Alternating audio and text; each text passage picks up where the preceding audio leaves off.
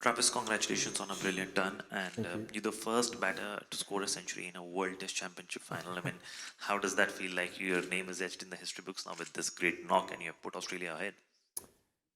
Yeah, I guess losing the toss this morning, I thought it was going to be a challenging day. The score probably doesn't reflect that. I feel like the wicket got a fair bit there for us throughout the next 4 days. But yeah, personally, nice to contribute, nice to get the tour off to a nice start. Travis, firstly, good to see the mustache back. It always works. Just about pacing of the innings, that's been a narrative around your batting throughout your Test career.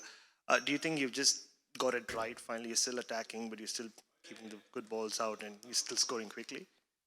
Yeah, I said in the lead in that if runs are presented, if the ball's there presented to score off, I'm looking to score off it, and anything between, trying to my best ability to stay out there. And I felt like there was moments of that today.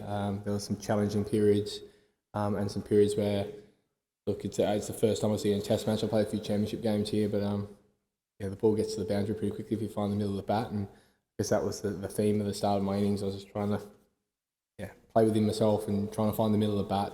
I felt like it was challenging in the right areas, and if you can hit a gap and get away, I guess the scoreboard moves, and we're able to do that in that middle session.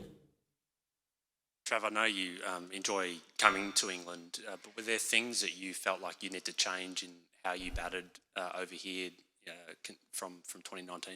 I think technically, yeah, I've made those changes not just for England but for all round. I feel like, yes, there's certain parts of your game that you adapt in each condition that you go to.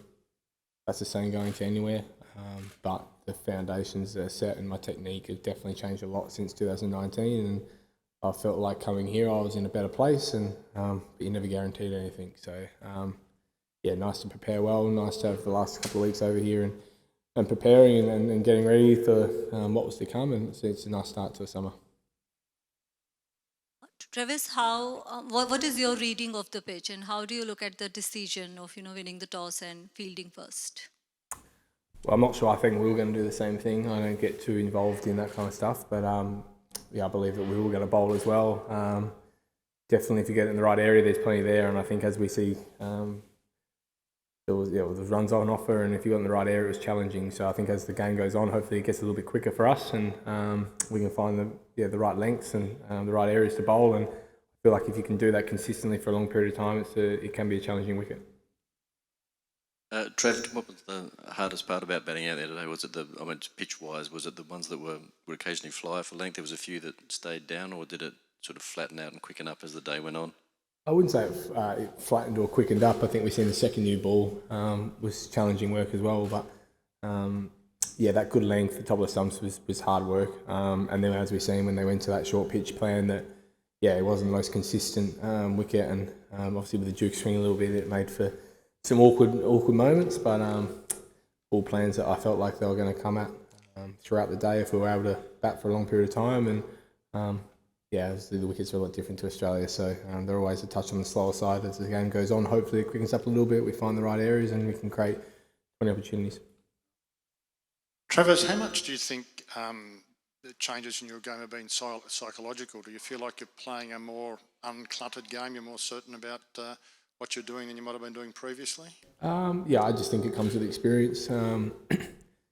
Trying to get as many learnings and understand the game, and I feel like I've done that over a longer period of time now. And yeah, I'm in a nice little period of my life, I guess, as well off field. Yeah, they're just all merging into clarity and consistency, and that's what we've asked for as a team. It's a very enjoyable team to play for. Obviously, I like to enjoy myself. We all know the right moments to do that, the right moments to knuckle down. I feel like yeah, it just plays really nicely into my game and the environment that I like to play under and what's being created. So yeah, I think I flourish under this environment, but also technically and everything part of my game, the ownership around my own game, people I have around me. I think as you go on your career, turning 30 this year, and yeah, you go through periods and I'll fall back on them, and I feel like I'm in a nice position. Yeah, in all round. Travis, hi. Can you talk us about the partnership with Steve Smith, and he's of course senior person and has been playing the county cricket as well. What was the talk during the partnership? Yeah, we don't talk too much. I've always said that I do really enjoy batting with Steve because of how much attention he receives. Obviously, one of the best players in the world. Probably our best player. He's our best batter, and unbelievable in these conditions. And he receives so much attention from the opposition in terms of plans and how difficult he's to bowl to. So I always felt like I've always said, going out to bat with him, it feels like you're in the shadow of that and you can sort of sneak under the radar and go about your business because he's drawn so much attention. So it felt like that again today. It felt like he wasn't going to leave anywhere, he wasn't going to go anywhere. He's at the other end and sort of got in that rhythm and just went about business. And a lot of balls that he may play or play out is a lot different to me. So I think we complement each other completely differently, but in the partnership it works really nicely. Trav, you saw him pretty closely in 2019. What he did over here did it feel like it was the same, like determination, or like it was just mercilessness, whatever the ways, against them, and like just hit that zone today to what he did 4 years ago against England? Yeah, I felt like his prep's been like that. He loves batting over here. Played county championship. I felt like there was moments that he probably could have got a big couple of big scores there. A few things didn't go his way, but prepared well. He seems like he's in a great space. I know how much he loves the environment over here, playing over here. Plays beautifully, and so it's nice to see him in the runs and hopefully many more tomorrow.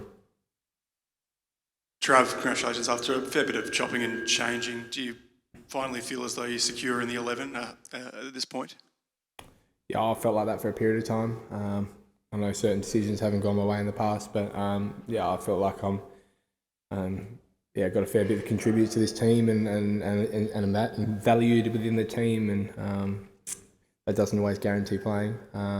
But the squad of guys that we've got, I've always felt like that for a couple of years now. Selection's not going to go your way sometimes, but entrenched within the Australian cricket team that I've got the backing of the staff and the captain and the players, so it's nice. Trav, in the last couple of years, you've played a selection of these innings where the team score has maybe been a bit 50-50 when you've come in 3 down for not many, 5 down for not many. Is that a situation you feel you thrive on now? Do you enjoy that chance to shape the game? It just comes naturally, I think. There's moments where it's been the platform set or not. I guess my job is to go out and try and be as consistent as I can be. Like I said, be positive around a scoring approach. I feel like I play my best game that way, and if that lends it being 3 for 10 or 3 for 300, it's going out and trying to apply the same method and doing it to the best of my ability. How pleasing was it for you to finally crack getting a century overseas? Obviously, your previous ones have all come in Australia, leading into a big series, an Ashes series as well. How nice to sort of come off the plane and crack 100 on foreign soil. Yeah, it's nice. I probably missed a chance in India a couple of months ago. So, but honestly, I think I had a couple of 90s in the past without getting 100. So it doesn't bother me too much. I just want to contribute, play well. If that lends to hundreds, if it lends to just match-winning scores, it honestly doesn't faze me the slightest. I know in the future, and it will come back down to stats. It's a stats-based game, and everyone will go back to look at that. But it honestly doesn't faze me. I just want to play well. If obviously this week is hugely important for us over the last 2 years and how hard we worked, but we're moving to an Ashes series, and if it's a low scoring series, I just want to contribute. If it's a high, and that may not generate hundreds, doesn't faze me. All you can do is be around your peers and what the peers do around you and try to excel at that, and we'll see where that leads us over the next 6 weeks. But obviously it's always a nice feather in the cap, and we'll look back in the future and it's a nice little moment. Trav, you mentioned missing out in India. Has that been an extra driving force for you, perhaps, coming over here? No, that honestly doesn't faze me. I'm very privileged to be where I am and do what I do and have play cricket for Australia. Like I said before, we've got a squad of guys, a very strong squad of guys on the contract list. selection isn't going to go your way. It hasn't in the past. So yeah, that's out of my control. All I can do is try and be as consistent as I can be on the field, off the field, enjoy myself. Bloody enjoyable team to play under and play with. Yes, I'd love to play every single test match. That's not always going to be the case. And I think that gives you good perspective to moments like this and the lead up and the prep to be as relaxed as you can. And yeah, hopefully I don't get dropped too much in the future, but it's going to inevitably happen. So it doesn't bother me. It doesn't give any extra fuel, if that makes sense. Awesome. Thanks, everyone. Cheers.